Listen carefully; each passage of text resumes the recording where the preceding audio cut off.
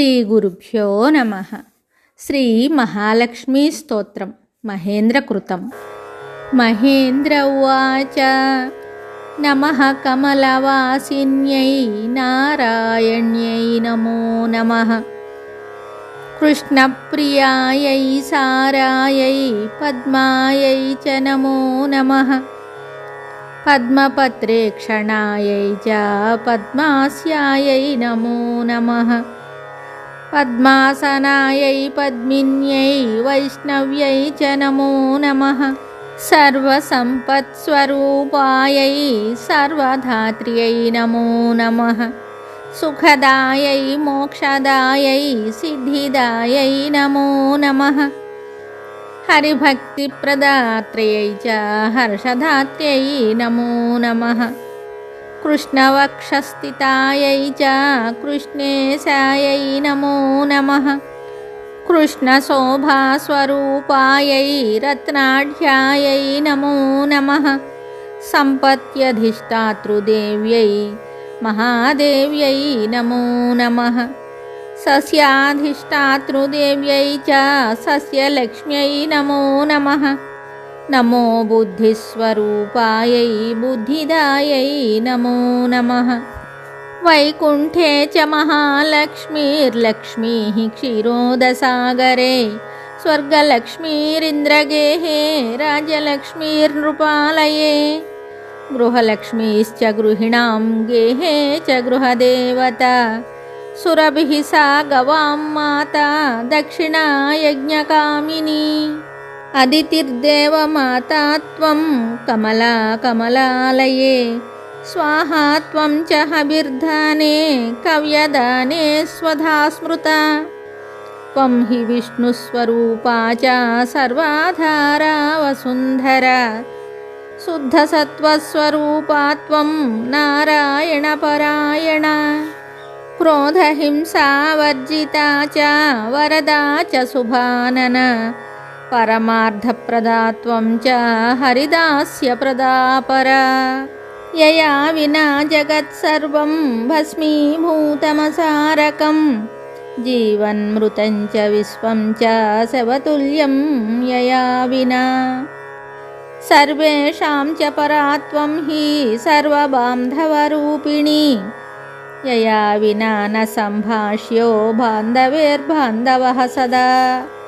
త్వయా Hino బంధుహీనస్త్వయా యుక్తః స బాంధవః. ధర్మార్థకామమోక్షాణాం త్వం చ కారణరూపిణి. స్తనందయానాం త్వం మాతా శిశూనాం శైశవే యథా. తథా త్వం సర్వదా మాతా సర్వేషాం సర్వవిశ్వతః. త్యక్తస్తనో మాతృహీనః సచేజ్జీవతి దైవతః. త్వయా హీనో జనః కోపి న జీవత్యేవ నిశ్చితం. సుప్రసన్నస్వరూపా త్వం మే ప్రసన్నా భవాంబికే. వైరిగ్రస్తం చ విషయం దేహి మహ్యం సనాతనీ. వయం యావత్ త్వయా హీనా బంధుహీనాశ్చ భిక్షుకాః. సర్వసంపద్విహీనాశ్చ తావదేవ హరిప్రియే. రాజ్యం దేహి శ్రియం దేహి బలం దేహి సురేశ్వరీ. కీర్తిం దేహి ధనం దేహి పుత్రాన్ మహ్యం చ దేహి వై. కామం దేహి మతిం దేహి భోగాన్ దేహి హరిప్రియే. జ్ఞానం దేహి చ ధర్మం చ సర్వసౌభాగ్యమీప్సితం. సర్వాధికారమేవం వై ప్రభావాన్ చ ప్రతాపకం. జయం పరాక్రమం యుద్ధే పరమైశ్వర్యమైవ చ. ఇత్యుక్త్వా తు మహేంద్రశ్చ సర్వైః సురగణైః సహ. ననామ సాశ్రునేత్రోయం మూర్ధ్నా చైవ పునః పునః. బ్రహ్మా చ శంకరశ్చైవ శేషో ధర్మశ్చ కేశవః.